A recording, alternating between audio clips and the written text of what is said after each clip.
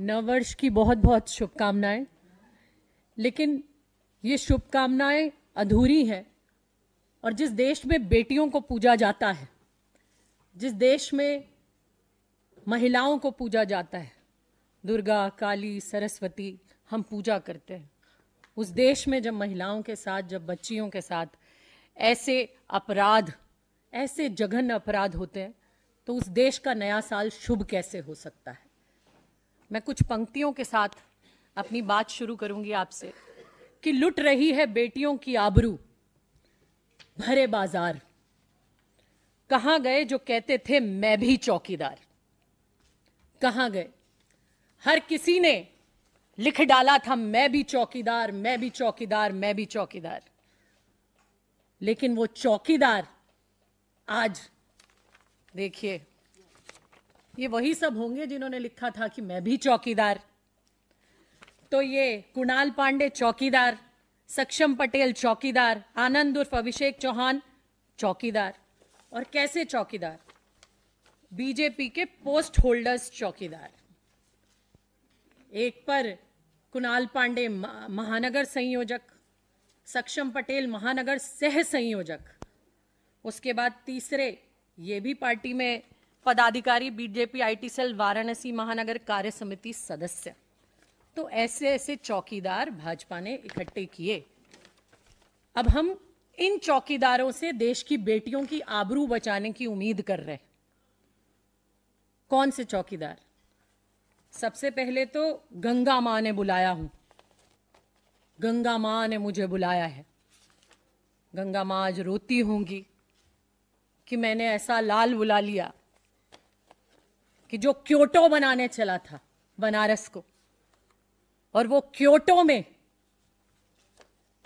देश की बेटियों के साथ क्या हो रहा है। प्रधानमंत्री जी, आपका संसदीय क्षेत्र, जहां के आप जनप्रतिनिधि हैं, आप लोगों को सलाह देते हैं कि देश बेटियों के बिना आगे नहीं बढ़ सकता, देश महिलाओं की भागीदारी के बिना आगे नहीं बढ़ सकता, लेकिन देश की बेटियों की आबरू लूट रही है।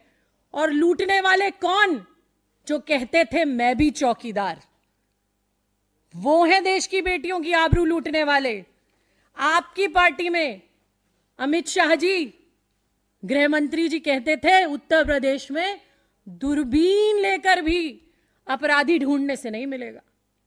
लेकिन दूरबीन की जरूरत क्या है जब अपराधियों को आप अपने बगल में लेके बैठे हो?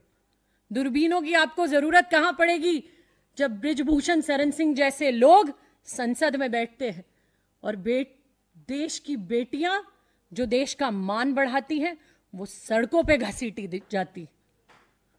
जरूरत क्या पड़ेगी दूरबीन की आपको जब आप ही के दिन रात गालियां देने वाले लोग महिलाओं को, उन्हें आप लोग फॉलो करते हैं ट्विटर पे, उन्हें आप लोग सोशल मीडिया पर फॉलो करते हैं और बड़े गर्व के साथ फॉलो करते हैं, जो देश की बेटियों को, महिलाओं को गालियां दे रहे हैं, जो देश की बेटियों को ना जाने क्या क्या शब्द लिखते हैं, ना जाने क्या क्या कहते हैं। हम ऐसे शब्द अपने मुंह से निकाल भी नहीं सकते जिन शब्दों से वो देश की बेटियों को खुलेआम संबोधित करते हैं। और जब कांग्रेस की महिला नेता या कोई नेत्री आकर आवाज उठाती है और कहती है, तो आप हमारे ट्विटर हैंडल खोलकर देखिए हम लोगों को कितनी गालियां ये लोग देते हैं। हमारे ट्विटर हैंडल्स पर आके कहते हैं। क्यों? क्योंकि ये अपने भाजपा की महिलाओं की तो जबान बंद कर चुके हैं, लेकिन कांग्रेस की महिलाओं को भी गालियां देकर जबान बंद कर देना चाहते हैं।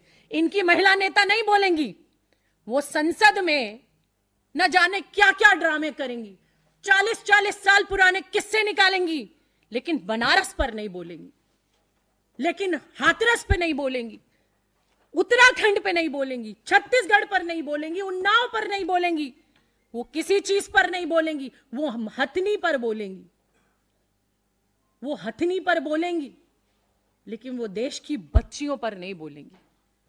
अरे कोई केस आया, और वो केस किस तरीके से आया? गन पॉइंट पर रेप हुआ 1 नवंबर को, 1 नवंबर 2023 को गन पॉइंट पर रेप हुआ। एक मोटरसाइकिल पर 3 अपराधी भाजपा के संरक्षण में फल और फूल रहे अपराधी वो आने के बाद 60 दिन उन्हें बचाया गया।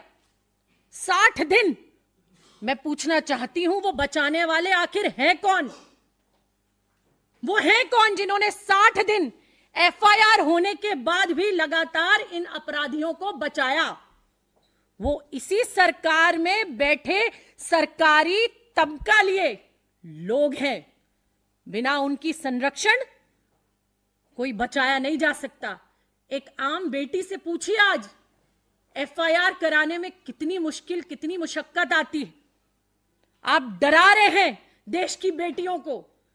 एक पहलवान जो सड़क पर रो रही है, जो तमगा लाकर, जिन्हें आज अपने मेडल, अपने तमगे वापस करने पड़ रहे हैं, जब उनका कुछ नहीं हो रहा तो देश की आम बेटियों का क्या होगा?